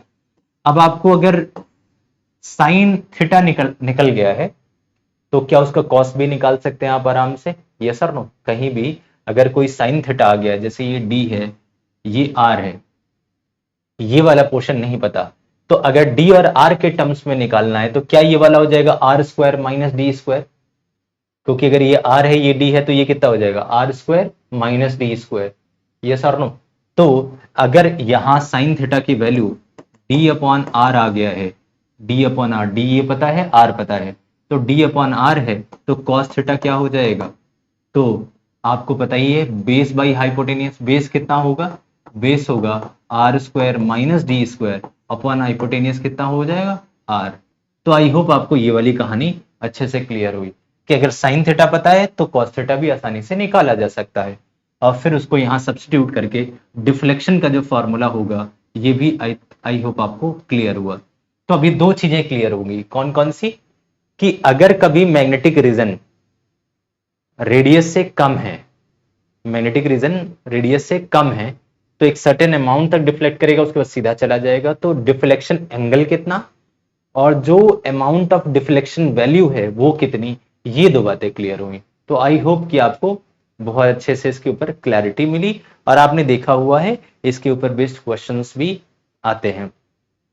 अब एक नेक्स्ट बातचीत कि कंडीशन टू अवॉइड कोलिजन क्या है। मतलब ये वाली बात जिसमें हम ये डिफ्लेक्शन वाला पार्ट समझ रहे हैं, इसी से जुड़ा हुआ एक और पार्ट है जिसके ऊपर अक्सर क्वेश्चन पूछे जाते हैं, और वो पार्ट है कंडीशन की, कि क्या कंडीशन है, किस कंडीशन में कोलिजन अवॉइड होगा नहीं होगा। एक बार मैं यहां दोबारा प्लॉट करता हूं। ओके, सो मैंने इसको प्लॉट कर दिया है। अब सिचुएशन ध्यान रखिए, मान लिया कोई चार्ज है और वो एंटर करता है इस मैग्नेटिक फील्ड में, तो आपने पढ़ा हुआ है कि जैसे ही चार्ज एंटर करेगा, इसके ऊपर मैग्नेटिक फोर्स ऊपर की तरफ लगेगा, और इसकी वजह से टर्न करता करता करता करता ये ऐसे आकर के बिल्कुल बाहर निकल जाएगा। अब यहां से यहां तक रेडियस आर है, क्योंकि ये पूरा सर्कल ऐसे बनाएगा। ये थोड़ा अजीब सा हो गया है, इतना भी बेंड नहीं होता, ऐसा होता है। खैर, आप आई होप आप अंडरस्टैंड कर गए कि ये रियलिटी में कैसा होगा। चलिए, मैंने थोड़ा सा ठीक कर दिया इसको। तो अभी क्या है, ये मान लिया रेडियस आर है, और जो ये मैग्नेटिक रीजन है, ओके, तो जो ये मैग्नेटिक रीजन है वो मान लिया डी है। तो सिचुएशन सोचिए, अगर ये आर डी से छोटा हुआ तब तो ये डिफ्लेक्ट करेगा, ऐसे वापस बाउंस बैक होगा, अदरवाइज ये बाहर निकल जाएगा। अगर ये मान लिया कि येलो वाला एक वॉल है, तो पूछा जाएगा कि क्या ये जाकर के इस वॉल से टकरा जाएगा, तो आंसर इज नहीं। अगर ये डी आर से बड़ा है तो नहीं टकराएगा, और अगर ये डी आर से छोटा है तो जाकर के ये वॉल से टकरा जाएगा। समझ आ रही है। तो अगर कोलिजन अवॉइड करना है, तो क्या ये जो डी है, क्या वो आर से बड़ा होना चाहिए, यही लॉजिक है। मतलब सेंस क्या है कि टू अवॉइड कोलिजन, आपको ध्यान रखना है, अवॉइड कोलिजन, यहां आपको ये पता होना चाहिए कि d must be greater than r, या फिर उल्टा r should be less than d. Yes और नो। अब रेडियस का एक और फॉर्मूला आपने पढ़ा हुआ है, रेडियस का फॉर्मूला क्या है? M we upon Q b. तो आप चाहें तो ये भी लिख सकते हैं कि M we upon Q B should be less than V. Yes और no. M we upon Q B should be less than V, ये बात आप ध्यान रखिएगा। या फिर अगर ये सारी क्वांटिटीज इधर चली जाए तो v should be less than equal to d q b और अपॉन एम। ये सारी कंडीशन, मतलब एक बात आपको ध्यान रहे, ये वाली बात ध्यान रहनी चाहिए, दिस इज इंपॉर्टेंट। अगर ये वाली बात आपको ध्यान है तो उसके बाद ये तो आप बना लोगे, ये भी आप बना लोगे। तो कभी भी वेलोसिटी कितनी होनी चाहिए? तो इस अमाउंट से कम होना चाहिए। डिस्टेंस कितनी होनी चाहिए? इस अमाउंट से ज्यादा होना चाहिए। कंफर्म है क्या? रेडियस कैसी होनी चाहिए? इस अमाउंट से कम होना चाहिए। कब? जब कोलिजन अवॉइड करना है तो। ये इंटरेस्टिंग पार्ट है। तो इसके भी क्वेश्चंस आते हैं, प्योरली कॉन्सेप्चुअल बेस्ड है। आई होप कि आपको क्लैरिटी मिली। मैं एक दो एग्जांपल दिखा देता हूं फटाफट इसके। सो आइए क्वेश्चन देखिए, ये वाला क्वेश्चन है, ये 2008 का है, थोड़ा more than one option correct type का है, एडवांस टाइप ले सकते हैं इसको, मान सकते हैं कि एडवांस लेवल का है, मतलब मेंस लेवल का ही है। एडवांस तो आप जानते हो, मल्टीपल अगर जहां चॉइस जैसा हो, कॉन्सेप्ट बहुत अच्छा है, वो नहीं है, बहुत कोई वास्ट नहीं है। तीन रीजन है, रीजन 1, रीजन 2, रीजन 3। वी से एंटर कर रहा है और डी की जगह इन्होंने एल दे रखा है, और पूछा है कि बाउंड्री 1 2 3 है और length of the region is L, तो choose the correct choice. The particle enters in region 3, ये 3 है। अगर विजिबिलिटी का इशू है तो मैं बता देता हूं, ये थर्ड रीजन है। पार्टिकल थर्ड में तब एंटर करेगा जब v should be greater than q l b upon m है। अभी वेलोसिटी का एक फॉर्मूला है, पहले उसको रिकॉल कर लें वापस से। आपने यहां क्या पढ़ा है कि v should be less than d q b upon 1। मैं इसको यहां लिख देता हूं कि as we know that to make circle या to avoid collision, अवॉइड करने के लिए हमने क्या पढ़ा है? v should be less than dbq upon m। dbq upon m, अगर आप ध्यान दीजिए तो dbq बाई m, यही हमने पढ़ा है। अगर d की जगह l है तो आप यहां ऐसे भी लिख सकते हो कि v should be less then blq upon m, ये होना चाहिए अगर अवॉइड करना है तो, यानी अगर वो घूम करके वापस आ जाए तो। अब इन्होंने कहा है कि the particle enters in region 3, यानी रीजन 3 में एंटर करेगा जब v इस वैल्यू से ज्यादा होगा। बिल्कुल सही बात है, तब तो कोलिजन होगा ही होगा, यानी इसको क्रॉस कर जाएगा, क्योंकि v ज्यादा है, v तो कम होना चाहिए। इसका मतलब ऑप्शन नंबर ए बिल्कुल करेक्ट है कि अगर v इस दिस मच वैल्यू से ग्रेटर हो गया तो ये क्रॉस कर जाएगा, फिर तो कोलिजन होगा ही होगा। और अगर कोलिजन लाइक सिचुएशन नहीं है, रीजन है क्रॉस करना है, तो क्रॉस कर जाएगा दूसरी तरफ। आई होप आपको ये क्लियर है। सेकंड का है the particle enters in region 3 only v is less than, नहीं, अगर v लेस हुआ तो बाहर रीजन में नहीं जाएगा, ऐसे घूम करके वापस उसी रीजन में आ जाएगा। तो सेकंड ऑप्शन इनकरेक्ट हो गया। तीसरा ऑप्शन लिखा है path length of the particle in region 2, जिसमें एंटर कर रहा है, is maximum when v is equal to qlv। बिल्कुल सही बात है, अगर लेस हुआ तो घूम जाएगा, कम हुआ ज्यादा हुआ तो एंटर कर जाएगा, और जो मैक्सिमम लेंथ तक अगर कवर करना है तो इक्वल्स टू होना चाहिए B L q upon m. ऐसा करने से बिल्कुल एंड तक जाके देन फिर घूमेगा, बिल्कुल एंड तक, यानी लेंथ की value m B upon Q b होगी, तो वो लेंथ मैक्सिमम पूरे रीजन को कवर करेगा। तो इक्वल्स टू में मैक्सिमम रेंज, ज्यादा हुआ तो क्रॉस कर जाएगा, और कम हुआ तो पहले से ही थोड़ा सा टर्न कर लेगा। तो ये सी ऑप्शन भी करेक्ट है। और लिखा है the time spent in the region 2 is same for any velocity of v as long as the particle returns to region 1, यानी अगर पार्टिकल रीजन 1 में रिटर्न करता है तो v के ऊपर टाइम इंडिपेंडेंट होगा। अब टाइम पीरियड का फॉर्मूला तो आप जानते ही हो, 2 pi m upon Q B. Yes और नो, यही तो फॉर्मूला है, तो इसमें वेलोसिटी से लेना देना नहीं होता है, 2 pi m upon Q b. तो इसका मतलब चाहे कोई भी वेलोसिटी हो, बिल्कुल सही बात है, जो टाइम स्पेंट है वो सिचुएशन कैसे रहने वाली है, सेम ही रहने वाली है। मतलब टाइम पीरियड सेम और टाइम स्पेंट कैसे, हाफ लगेगा, चाहे कैसी भी सर्कल हो आधा ही करेगा। अगर वो परपेंडिकुलरली एंटर करता है तो परपेंडिकुलरली एंटर करने में आधी साइकिल कवर करेगा, नहीं हर केस में t/2 होगा। T/2 के केस में पाई एम अपॉन क्यू भी होगा, इसका मतलब कि टाइम स्पेंड सेम ही रहने वाला है।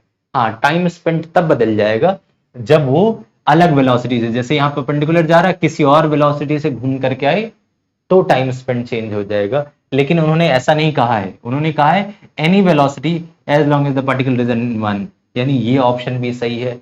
तो ये एक खूबसूरत क्वेश्चन है जो आई होप आपको क्लियर हुआ कि जो कहीं ना कहीं कोलिजन, अवॉइडिंग कोलिजन्स के ऊपर बेस्ड है। एक लास्ट क्वेश्चन और कर लेते हैं इसी कोलिजन के ऊपर बेस्ड, आइए उसको भी थोड़ा डिस्कस करें। ओके, सो एक लास्ट क्वेश्चन और देख लीजिए, बहुत ही बढ़िया क्वेश्चन, उसी टाइप का है, अवॉइडिंग कोलिजन बेस्ड ही क्वेश्चन है, 2020 का है, ये मेंस में आया हुआ है। और इस क्वेश्चन में इन्होंने कहा है कि एक सोलेनॉइड है और इसके बीच में कहीं इलेक्ट्रॉन गन प्लेस किया हुआ है और रेडियस से सोलेनॉइड का आर है, एन टर्न्स है, आई करंट है। इलेक्ट्रॉन गन एक इलेक्ट्रॉन को शूट करता है और v वेलोसिटी से, अगर ये अंदर से कहीं से शूट किया है और आप ये चाहते हैं कि रेडियस ये उस कंटेनर की यानी सोलेनॉइड की वॉल को टच ना करे, तो उसकी मैक्सिमम वेलोसिटी कितनी होनी चाहिए। तो पहला इसमें प्रॉब्लम क्या है कि जब आप पहली बार इस क्वेश्चन को पढ़ते हो तो आपको थोड़ा फिगर क्लियर नहीं होता कि आखिर जेन्युइनली इसमें हो क्या रहा है। इसमें बीच में कहीं इलेक्ट्रॉन गन दिखा रहा है और ऐसे चारों तरफ सोलेनॉइड है। तो यहां से देखें तो ये सोलेनॉइड है, इसके बीच में से कहीं गन को फायर किया गया है। अब थोड़ा ओरिएंटेशन समझना पड़ेगा। अगर मैं इसको, ये पूरा का पूरा सोलेनॉइड है, यहां से यहां लंबी सोलेनॉइड होगी, इसका अगर मैं ये फ्रंट फेस थोड़ा ऐसे प्लॉट करूं, इसको थोड़ा आप गोल में ज्यादा अच्छे से समझ पाएंगे ऐसे, तो सोलेनॉइड में मैग्नेटिक फील्ड ऐसे होती है, अगर इसके चारों तरफ ऐसे ऐसे कॉइल है तो मैग्नेटिक फील्ड एंटर कैसे कर रही होगी, ऐसे ऐसे ऐसे। तो अगर मैं इस वाली ओपनिंग को यहां ऐसे गोल प्लॉट कर दूं तो इसमें मैग्नेटिक फील्ड या तो क्रॉस होगी या डॉट होगी, कुछ ऐसे ऐसे होगा, इजंट इट, इस तरीके से होगा, क्रॉस या डॉट, ठीक है, या तो बाहर आ रहा होगा या अंदर जा रहा होगा, डिपेंड करता है हमने कौन सी साइड बनाई हुई है। सपोज किसी एक साइड से जिसकी पोलैरिटी साउथ है उसको ले लिए, तो वहां से फील्ड लाइन अंदर एंटर कर रही है। अब बीच में यहां से कोई इलेक्ट्रॉन गन से इलेक्ट्रॉन को प्रोजेक्ट किया गया है, ठीक परपेंडिकुलर टू मैग्नेटिक फील्ड, यहां से, इधर भी कर सकते हैं इधर भी कर सकते हैं, किधर भी। अगर जैसे ही प्लॉट करोगे तो यहां मैग्नेटिक फील्ड का सपोज फोर्स इधर लगा, या फिर अंदर है ऊपर जा रहा है तो फोर्स इधर लगेगा। अगर इधर लगेगा, सपोज कि इधर लगेगा, तो ये धीरे धीरे टर्न होके ऐसे और फिर ऐसे ऐसे बनाता हुआ और पूरा साइकिल यहां बना लेगा। क्या ये लॉजिक समझ आ रही है? अगर ये ऊपर की तरफ प्रोजेक्ट किया गया तो ऐसे, अगर ये नीचे की तरफ प्रोजेक्ट किया जाता तो ऐसे, और ऐसे घूमता हुआ एक साइकिल यहां बना लेता। मुझे नहीं पता कैसे प्रोजेक्ट किया, बट ये कहना चाह रहे हैं कि जब वो इधर टर्न हो तो टर्न होता होता इसको हिट नहीं करना चाहिए। तो मैक्सिमम वेलोसिटी कितनी होनी चाहिए, इसको हिट ना करे। मतलब देखा जाए तो वॉल यहां है, ये वाली लेंथ है यहां, जो हम लेंथ पढ़ा करते हैं ना, सपोज इसको आप क्या मान ले रहे हो, एक वॉल मान ले रहे हो कि चलो ये जी वॉल है, इसको हिट ना करे ऐसा मान लो।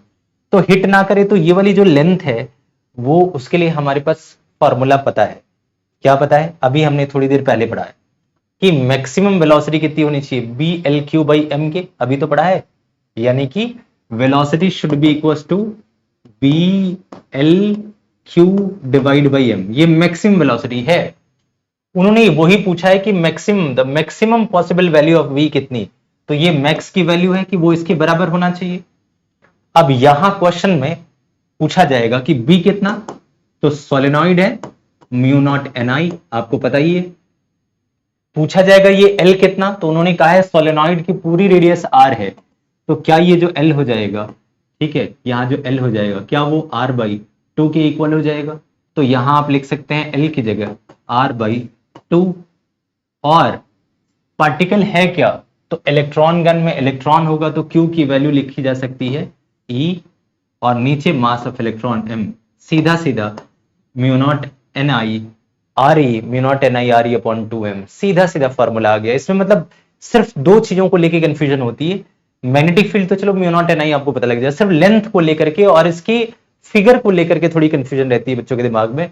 इसीलिए मैंने इसको डिस्कस किया कि बीच में से कहीं प्रोजेक्ट किया, ऐसे घूमता हुआ ऐसा आया, तो जो इसकी लेंथ होनी चाहिए वो एग्जैक्टली रेडियस का अगर देखा जाए तो क्या लेंथ एग्जैक्टली रेडियस के बराबर है? यहां देख लीजिएगा, जो लेंथ है वो एग्जैक्टली कैसी होनी चाहिए, यहां ये पूरा का पूरा, अगर उन्होंने कहा है कि ये पूरा रेडियस आर है, तो ये रेडियस आर नहीं है। आप थोड़ा सा इसको समझ लीजिए, जहां से पार्टिकल को प्रोजेक्ट किया गया और ये ऐसे ऐसे घूमता हुआ ऐसे सर्कल बना रहा है, तो जब वो ऐसे सर्कल बना रहा है तो हमें जो रेडियस लेना होता है वो कहां से लेना होता है? ये तो ऐसे घूमता हुआ ऐसे घूमता हुआ आएगा। आई होप आपको ये कहानी क्लियर हो रही है अच्छे से।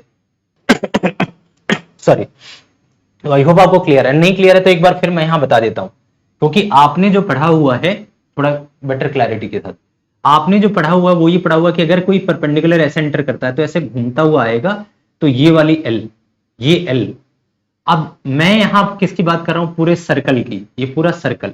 तो सर्कल में जो मेन एंट्री केस होगी वो कहां से कहां तक होगी? यहां से यहां तक। ये एल मतलब ये वाला, अगर कोई परपेंडिकुलर बाहर से ऐसे घुस रहा है तो ऐसे एंटर करता हुआ ये, तो हमने अभी तक जो डिस्कस किया वो बाहर से, कि बाहर से आ रहा है तो ऐसे घूम रहा है, तो हमने उसको एल माना हुआ है। अगर आप इसको एल मानोगे और ये पूरा का पूरा इसकी डायमीटर नहीं है, इसके रेडियस आर है, तो अगर ये आर होगा तो ये भी आर है, ये आर है तो ये कितना हो जाएगा? R by two. तो ये जो लेंथ है वो आर बाई टू से छोटी होनी चाहिए, अगर कोलिजन ओवॉइड, या बराबर होनी चाहिए। तो लेंथ की वैल्यू में आर बाई टू क्यों लिया है, समझ आया? आई होप आपको क्लियर है। आप ये मत सोचना कि ये तो ऐसे हमने इसको लेंथ मान लिया, गलती से मैंने लिख दिया। हमने क्योंकि हाफ पोर्शन पड़ा हुआ है, तो इसलिए हाफ पोर्शन की लेंथ कितनी होनी चाहिए? सॉरी, हाफ पोर्शन की लेंथ कितनी होनी चाहिए? ये आर बाई टू होनी चाहिए। इसीलिए यहां एल की वैल्यू आर बाई टू लिया है, क्योंकि फ्रेम में थोड़ा डिफरेंस है। तो एक बार लास्ट कह देता हूं, कोई पार्टिकल बाहर से एंटर करता है तो वो जो ऐसे घूमता है तो ये हम एल लेते हैं। अगर हम पूरे सर्कल की बात करें तो इस पूरे सर्कल, जो सर्कल यहाँ फॉर्म होगा वो एल प्लस एल 2l के बराबर होना चाहिए। यस और नो? इसीलिए जो पूरा 2l है, पूरा जो सर्कल फॉर्म हो रहा है उसकी डायमीटर 2l के बराबर। अब 2l की वैल्यू r के बराबर है, तो l की वैल्यू कितनी होनी चाहिए? r बाई टू की। ऐसे भी आप विजुलाइज कर सकते हो, कंफ्यूज मत होना कि जब ये ऐसे घूम रहा है तो उसकी जो डायमीटर है 2l वो r के बराबर है, और आधा पोर्शन l कहलाता है।